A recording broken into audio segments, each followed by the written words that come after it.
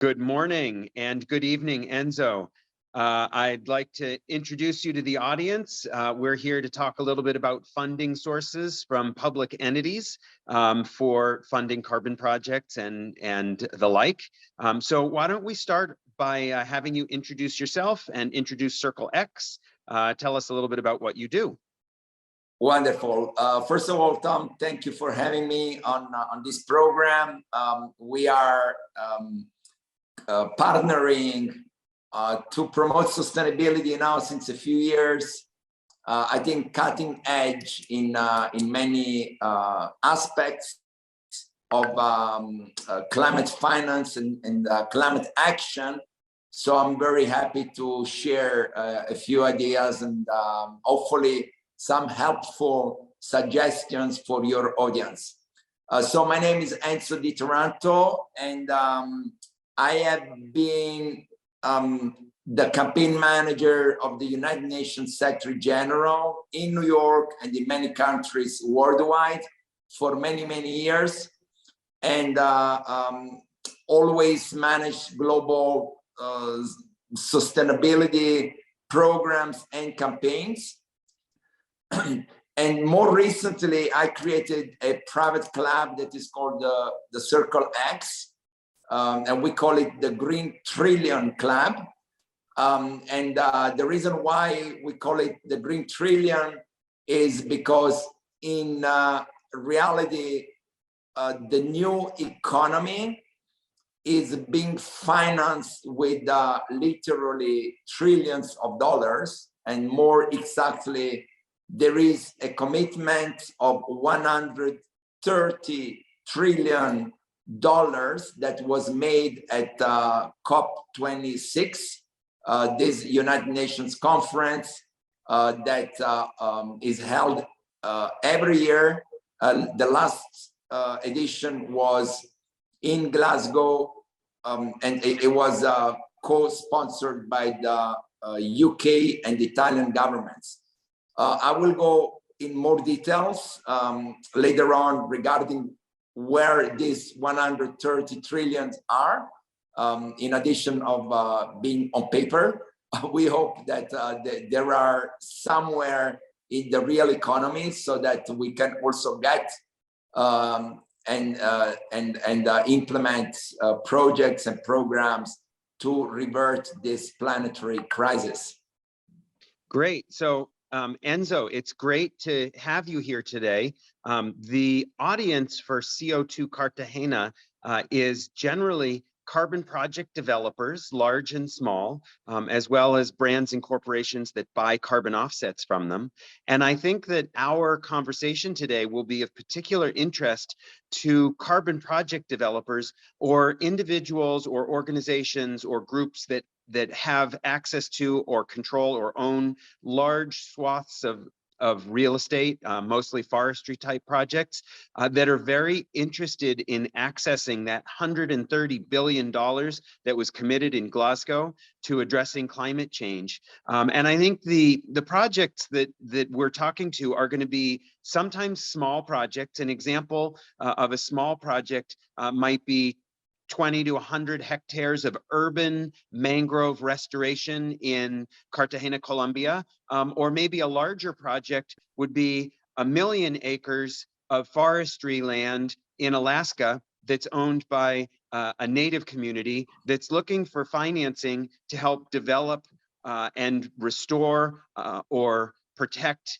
these forests. You know, in the case of a small urban area, a lot of it is about adaptability for the city. Even though it's a small project and might not generate a lot of carbon offsets, the environmental benefits for the city and the local communities are huge. So where would you say, starting at the small end with an urban project that is 20 to 100 hectares, where would you suggest that these organizations look to get public financing for their projects? Right. Okay, so one correction. In reality, you mentioned 130 billion with the B, but in actuality, that amount is with the T. So it's $130 trillion Right, which is a $130 number trillion. that, My we mistake. can even not imagine, right? But on paper, that is actually the commitment that both public and private stakeholders made at COP26.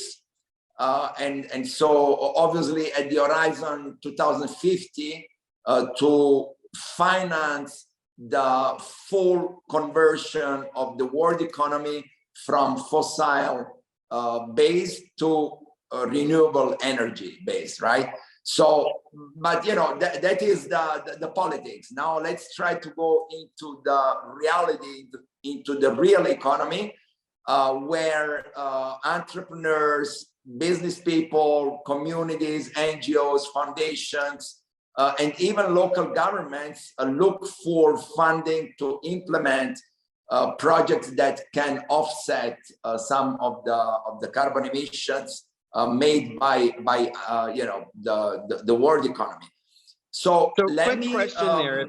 yes. If I'm a project in Cartagena, Colombia, a small carbon project in Cartagena, Colombia, the financing that I'm accessing through this $130 trillion might be from the country of Colombia.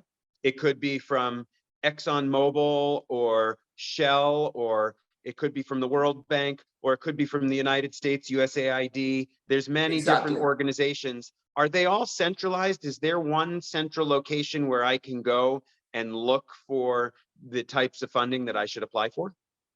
Unfortunately, not. So, and that is the main challenge. So, in my opinion, and based on the analysis of the recent financial engagements, money is not an issue anymore in the sense that the world economy is really converging major financial resources towards financing sustainability.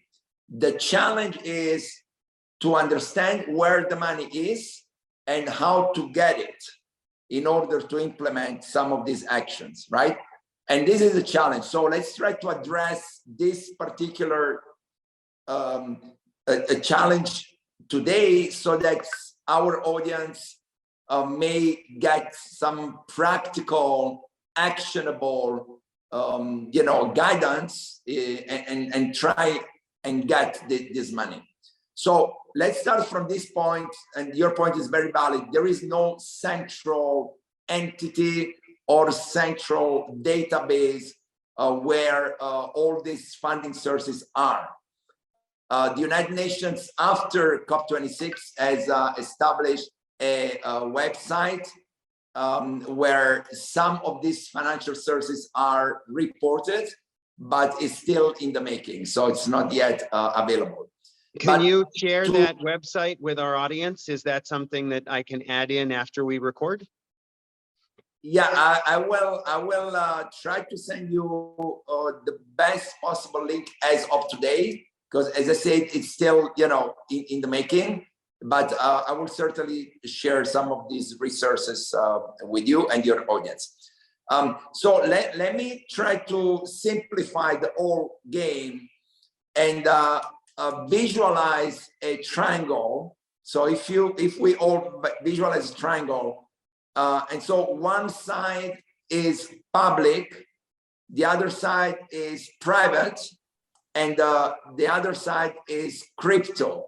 Okay, so I would simplify the whole, you know, new green economy with these three verticals of funding: public, private, and the blockchain, you know, overall. All right, so let's go into each one of them one by one rapidly, but at least to try to crystallize, you know, the main verticals of funding.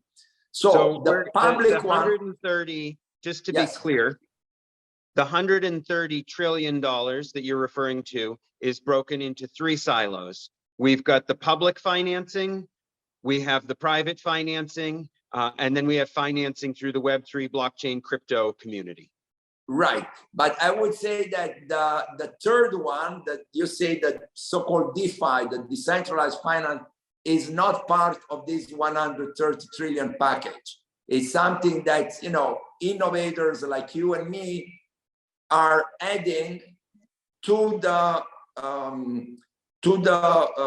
sustainability, to the climate finance as an innovative source of funding.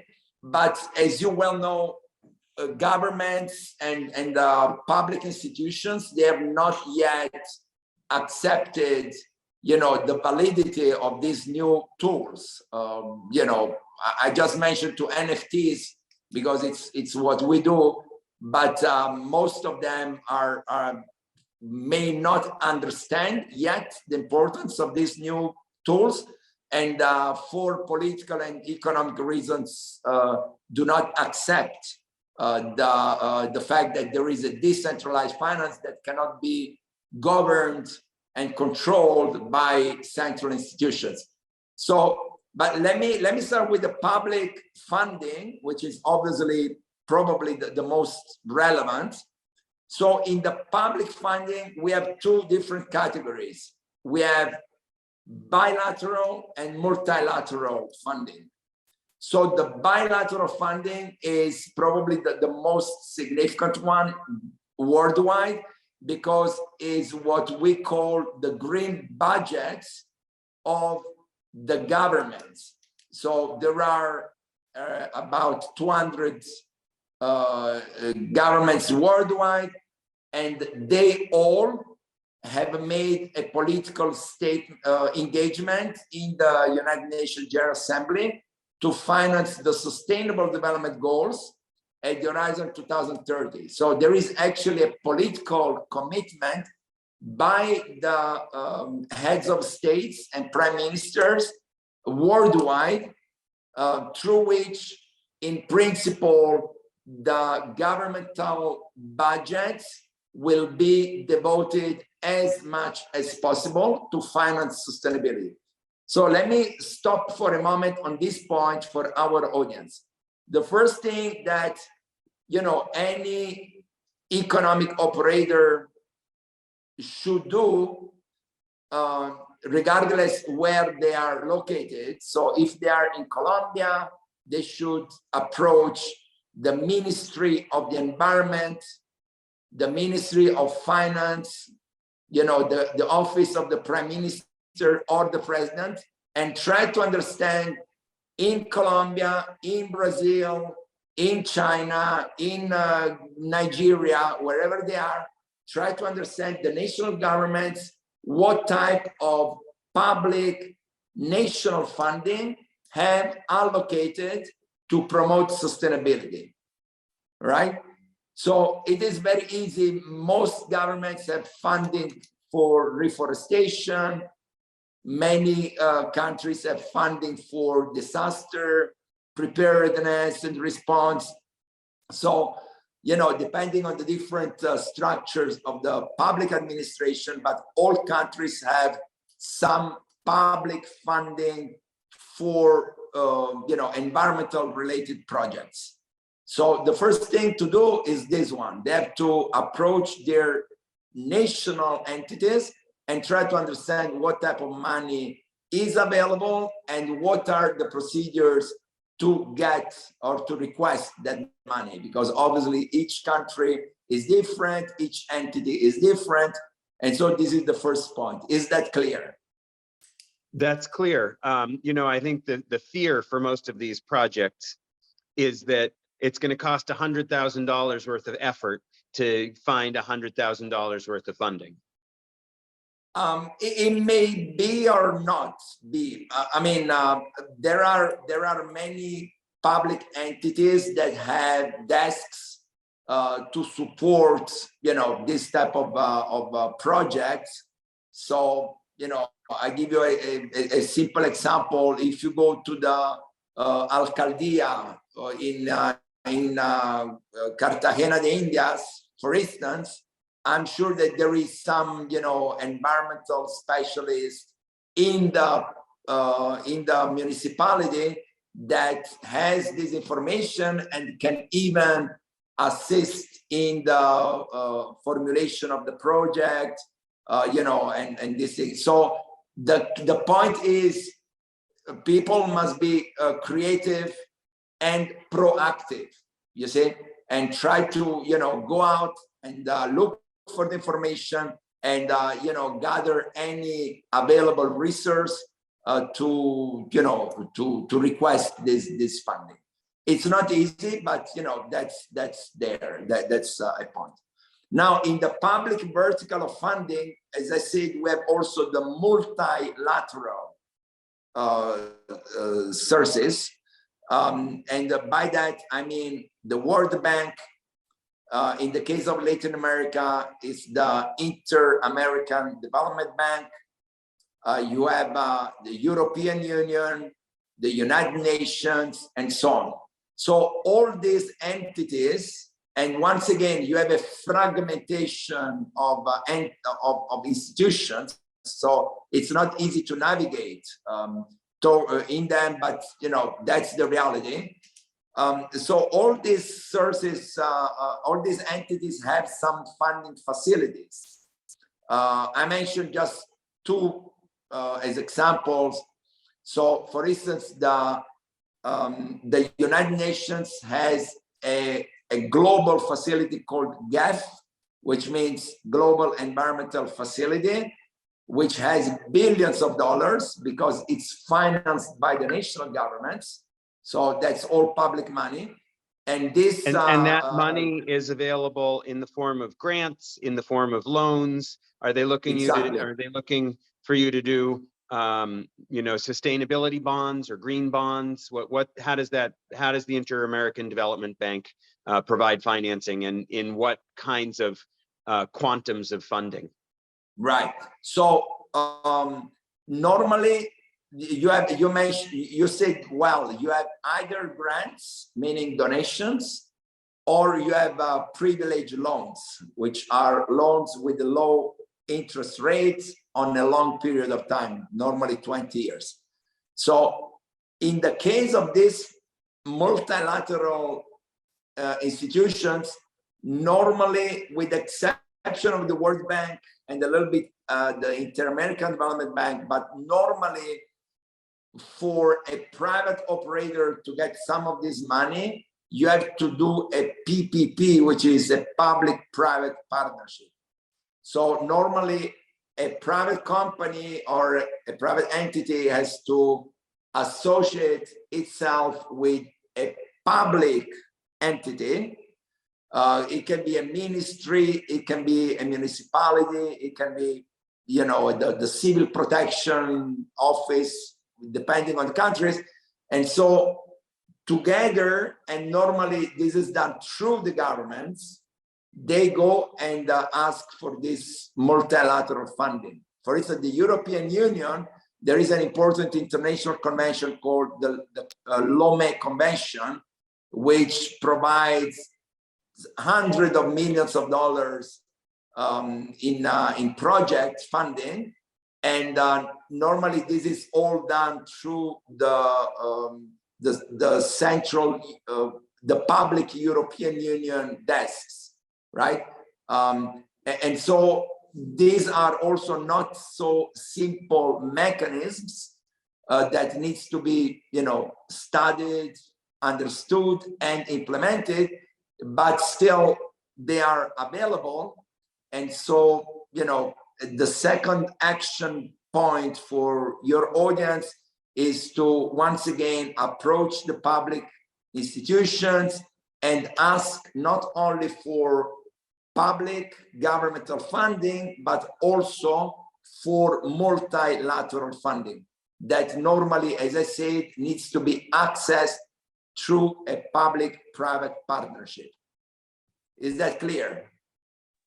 It is. It's clear. It sounds challenging to do, but I suppose everything with environmental finance is challenging. It is. It is. And the other thing that's hard to understand, especially with a smaller project, when the benefits of a project that requires $100,000 are environmental and social benefits and not financial benefits, then it seems hard to pay back a loan or a bond. Yeah, in the case of the multilateral funding, before we move to the private funding, but the public and multilateral funding is normally guaranteed by the governments. So if you have a private company or an NGO or a foundation that makes a partnership with the government, normally the government has its own mechanisms to guarantee for the long-term loans, you see? So once again, it's not easy to implement, but this is the reality of the climate finance as of today. And so, you know, it's an opportunity. Now, we have not mentioned the recent called Green Bill approved by the US Congress and presented by the Biden administration, which is considered to be the largest environmental investment, public investment in the history of the US economy. And still, you know, that it is not clear. In preparation for this call, I tried to better understand where this money is, how to, you know, how it will be channeled, what are the requirements, you know, and it's not yet clear how that goes. So it's my it's a understanding process. with regard to the Inflation Reduction Act, which is obviously really just a climate bill, that while the legislation was passed, there's a tremendous amount of rulemaking work to be done by the Biden administration before any of the funds in the project and in the program are going to be available. And we're starting to understand, for example, what opportunities there are to get funding or support on an individual basis for installing heat pumps or buying electric vehicles. But many of the larger programs are still very up in the air. Exactly. I mean, from the new bill, yes, but there are previous bills that have been approved in past years that are already operational, so that they can be studied in order to understand how they work. And I give you the example of solar panels for residential buildings. So if you have a private house, I'm talking now about the United States, but also in Europe is very similar, and I guess in many countries worldwide. So if you want to install solar panels on the roof of your private house, you can go to the government, you know, whatever entity is responsible for that, and ask for a long-term loan that can be used to finance the solar panel installations, right? So this is already ongoing, and you know, most likely the next resources from the new legislation will follow the same procedures. So there is some homework to be done. And once again, not easy, and I must add one additional piece of complication, and I'm sorry, I'm trying to simplify, but the reality is complex by nature, which is we are mentioning to the fact that it's difficult, it's challenging, it's complicated to get access to the resources. But then even if you acquire those resources, then there is a set of procedures that you have to follow to implement and then to report. So there is the whole transparency and accountability part of the operation, you see, that is also quite difficult. And that requires, you know, knowledge, skills, expertise. In most cases, you have to hire someone who knows about it, and that's a cost. So that's the Is that reality. is an example of someone that you might hire, you or Circle X? Yeah, we do provide advisory to enterprises that have projects and want to find funding. So we do provide this type of expertise. Normally, we do that with medium and the large enterprises because, as you well say, there is a cost to get the money. You see, it's like you ask for a mortgage, you need a down payment. You see, I mean, there is no zero investment. And so in most cases, small businesses have no resources to start up the process.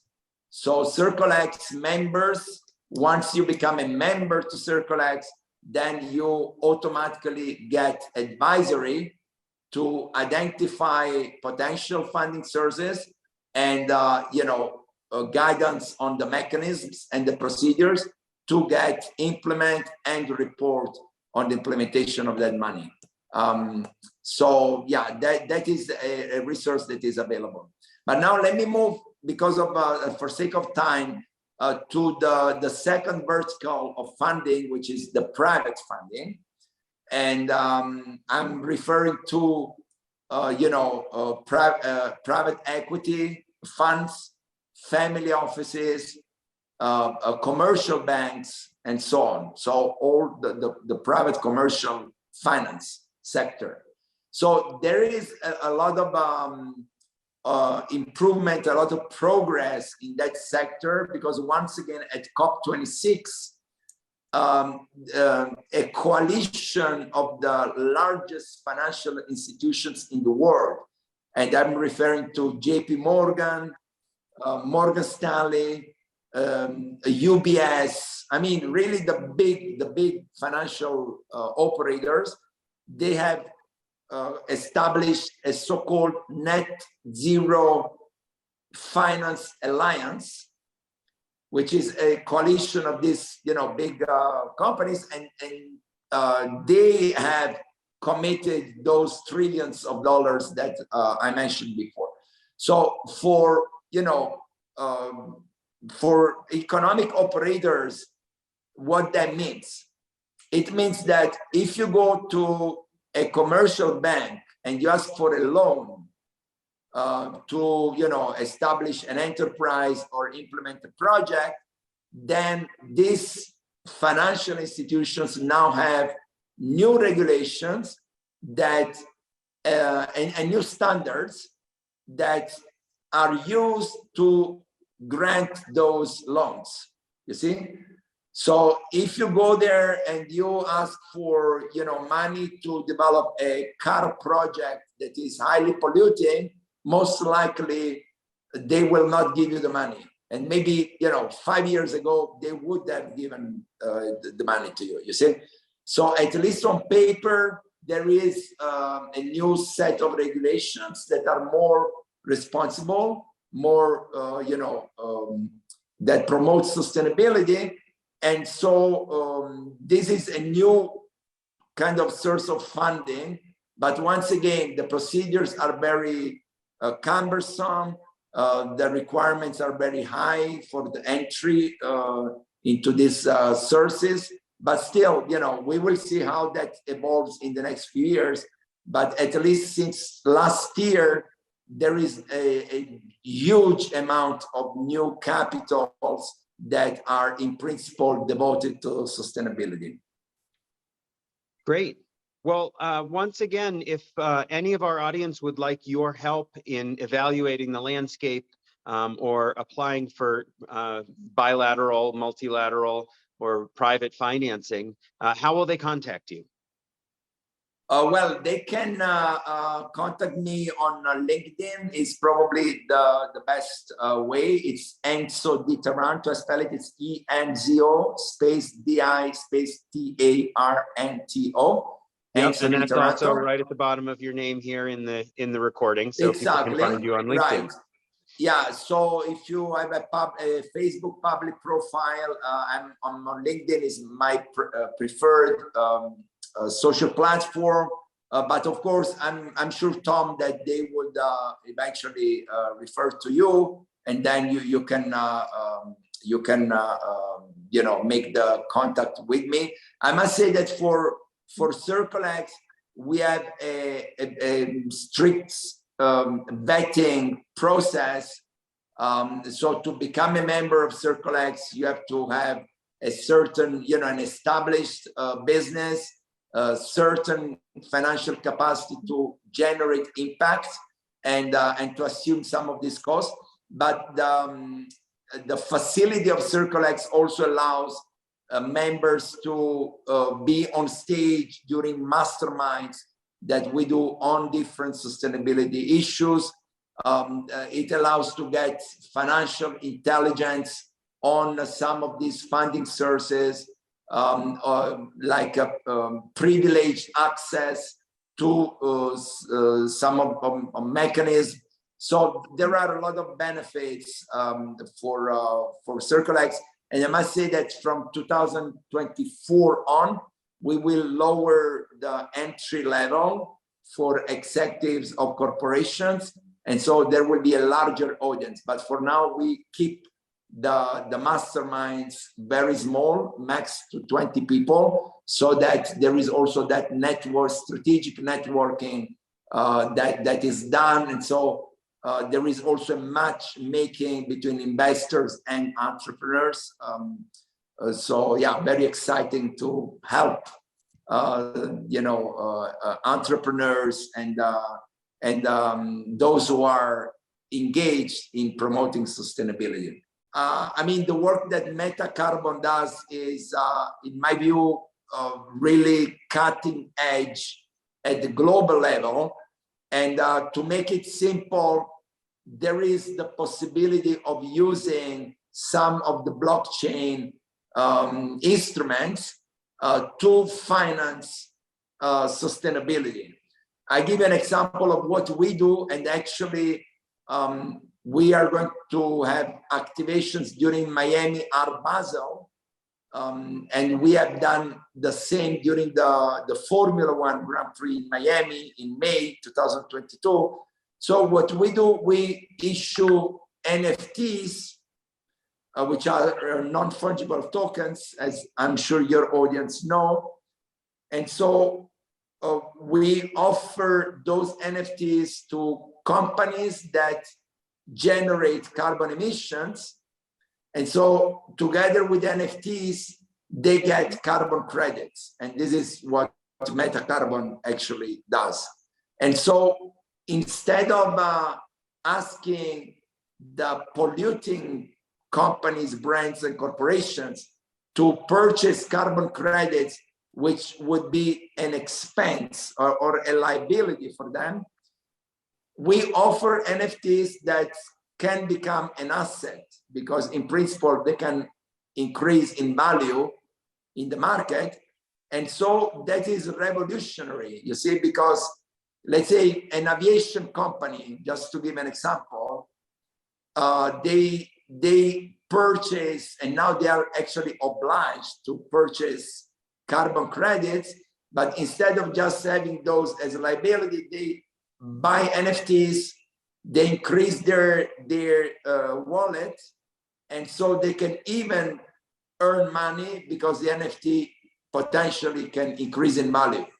So this is one of the crypto instruments that can be used and actually are already being used today, but I'm sure that the blockchain will offer many more of these instruments in the future. So it's a space that I encourage your audience to keep observing and studying, because I'm sure that there may be very concrete funding possibilities, opportunities also in that space. Great. Well, thank you, Enzo.